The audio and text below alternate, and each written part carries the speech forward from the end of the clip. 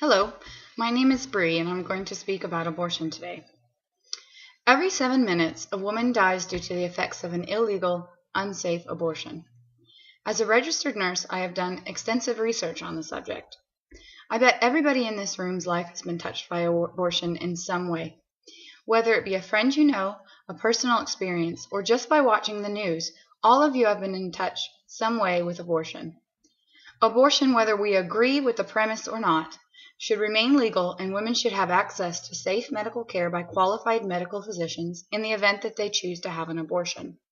Without legal and safe abortions by qualified medical professionals, the women who desire to get an abortion will only seek alternative methods to do so.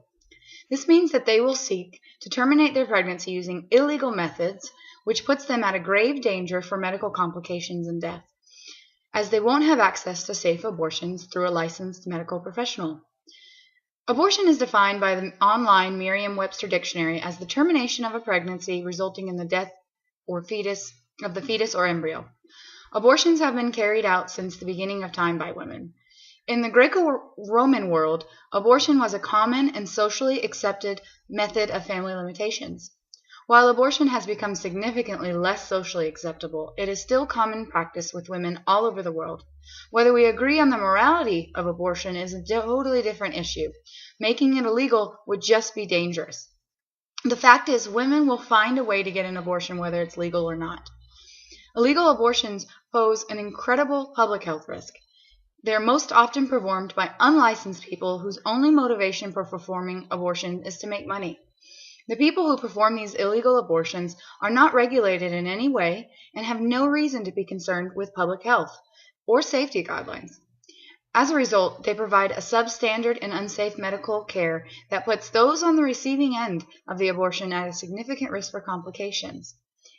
Furthermore, the incidence of failed abortions resulting in babies being born with significant injuries and deficits increases dramatically in the presence of unregulated and unsafe illegal abortions.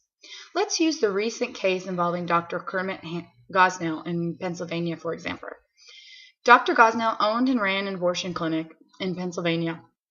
His clinic was one of the few clinics to offer late-term abortions in the state of Pennsylvania. He had owned the clinic for over 40 years and was approaching retirement, and he even was operating a pill mill out of his abortion clinic, which only served to make money. He was selling prescriptions for illegal drugs. His clinic was always available to those who wanted his services as long as they could afford it, as long as they could pay. He didn't take insurance. He was arrested in 2011 for charges of murder, and his license was revoked due to extremely and unsafe conditions. A few charges and allegations that were made was that his clinic smelled of cat urine, there were feces all over the place, he had body parts and fetuses kept in jars, he was using dirty, old, rusted instruments, his patients were covered with blood-stained blankets, he had people that were not medical professionals administering anesthesia. His only purpose was to make money.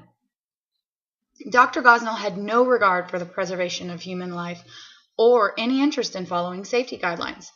Outlawing abortions would only promote this type of practice by creating an environment where medical doctors who seek to promote public health and well-being would not be allowed to perform abortions. Abortion used to be legal in the U.S. until 1971, when Roe v. Wade made it illegal for the state to deny the right to an abortion. As a result, complications from abortions dropped dramatically. In 1965, according to Planned Parenthood, abortion was illegal, and 193 women died from illegal abortion that year, and it accounted for 17% of all maternal deaths.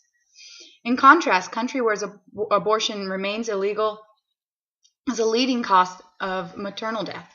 According to the World Health Organization, about 78,000 of the 600,000 maternal deaths each year as a result of an unsafe illegal abortion. Unplanned pregnancy stats, according to Guttmacher Institute for Advancing Sexual and Reproductive Health Worldwide, are also intriguing. Unintended pregnancy rates are higher in poor and low income, and about half of all unwanted pregnancies in 2006 ended up with abortion, while the other half ended up in birth. Why is this important? An unplanned pregnancy is much more likely to result in an abortion. The rates for unplanned pregnancies have not changed with the legalization of abortion, so we can't say that's a factor. They're going to happen whether the majority of the general public agrees on the moral issues about it. As a civilized nation, we have a responsibility to provide access to safe abortions by those who choose to have one. As a society, we can debate the morality of an abortion or whether or not it should be illegal till the cows come home, but we owe it to the public to provide safe and legal abortions. Otherwise, the death rate and complication rate will go way back up. As a civilized and educated nation, we have a duty to provide these safe abortions. The public health risk is far too great to outlaw abortions. Not only would we be putting the public at a significant health risk, we as taxpayers would incur the expenses related to abortions. For information on this subject and a few of the sites that I've used, we're PlannedParenthood.org, abortion.procon.org, womenscenter.org, gutsmaker.org, and ourbodiesourself.org.